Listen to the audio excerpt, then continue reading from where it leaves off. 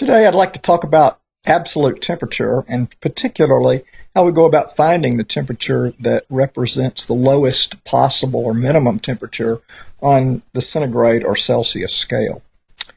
We're going to start out talking about Charles's law, and you know Charles's law from your earlier courses.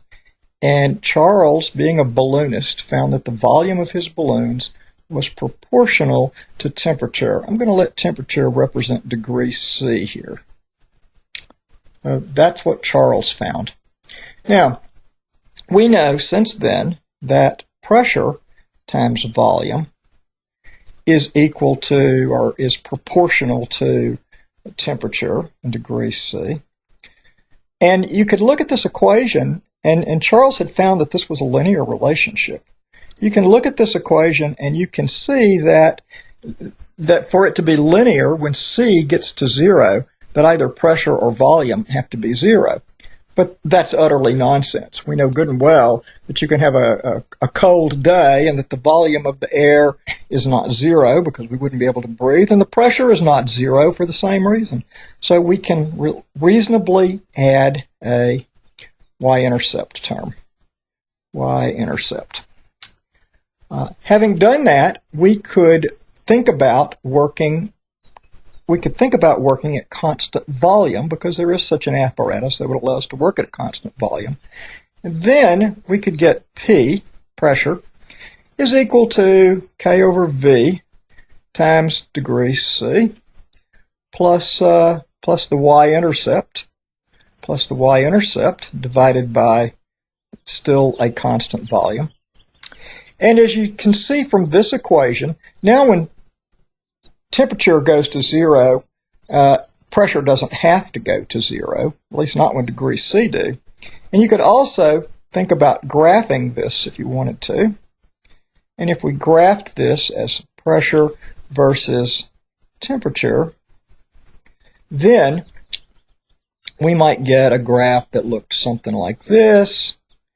And then we could talk about maybe where would the intercept be at 0 pressure. So I've drawn a device on the screen called a gas bulb thermometer. This device is going to allow us to work at a constant volume.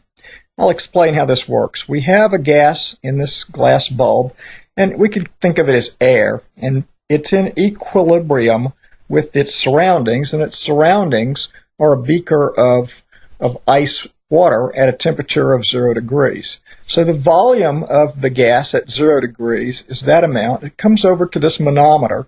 The manometer is just a couple of tubes open to the air where we have mercury inside, and the mercury goes into a syringe down here, and we can use the syringe to adjust the height of the liquid in the columns. So what we'll do is we'll start off with the menisci equal, adjusted that way. And that will cause this volume to be fixed, and in the future we'll just keep that volume fixed no matter what happens. Now we can measure this distance, and let's suppose that we find that distance is 5.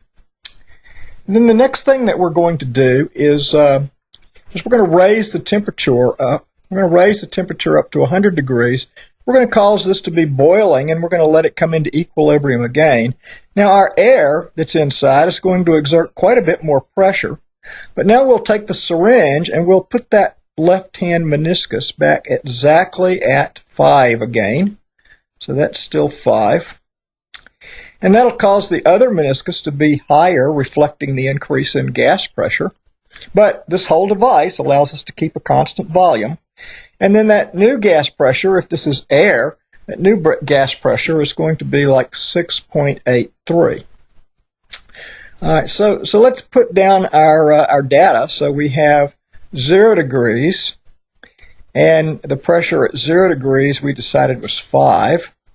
And we have 100 degrees, and the pressure at 100 degrees was 6.83 centimeters of mercury, centimeters of mercury. Now, it actually turns out that you could use different gases in order to put everything on the same scale, albeit not necessary. Sometimes it's convenient to put everything on the same graph. Then we could take the 5 that we found for the pressure here, and we could divide it by 5, the amount that we found for the pressure at the beginning, and that would make our P0 be 1. And we could do the same thing over here. We could take our 6.83 and divide by 5, and then that pressure would turn out to be 1.366. 1.366. I won't write those down here, but what we can do then now is make a graph, just like we were talking about a few minutes ago. And let me see if I can just pull a graph up here, and we'll take a look at it. Let's see here. We have a graph here. Can we get this graph on? I think we can. Okay. So here you can see that I have made a graph of the data points. And this data point is 5 centimeters at 0 temperature. And this data point is 6.83 centimeters at 100 degrees centigrade. And if I draw this red line through them, it comes down here and intersects at 0 pressure, because 0 pressure is basically going to be the minimum possible temperature. Because we can't get 0 volume, but we're working in a constant volume device, we can get 0 pressure. And then I've also plotted the 2 normalized points on here, where you have 1 and the other normalized point was 1.366. If you had other data points, and you wanted to normalize those data points and put them on here someplace, the normalized data points would show up here and here.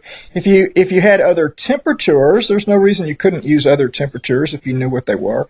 They would show up along the line. If you didn't choose to use normalized data, then your data point might show up here someplace and up here someplace. But when you drew your line through it, your line would still go through point A. So what is point A? Well, it turns out that's the minimum possible temperature. And that minimum possible temperature is minus 273.15 based on these data. Now that is in degrees centigrade. If you were using degrees Fahrenheit to do this whole experiment, you'd come up with different numbers. But regardless, that is a number that we can now rescale everything to. We can say, okay, if that's the minimum temperature, let's let that be 0 Kelvin. If Kelvin has the same gradations as centigrade, then this point here at 0 centigrade becomes plus 273.15 Kelvin. And of course, 100 degrees is 373.15 Kelvin, etc. So that's how you go about finding the absolute zero of temperature. I hope you've enjoyed the video. I hope you've learned something. Thank you very much.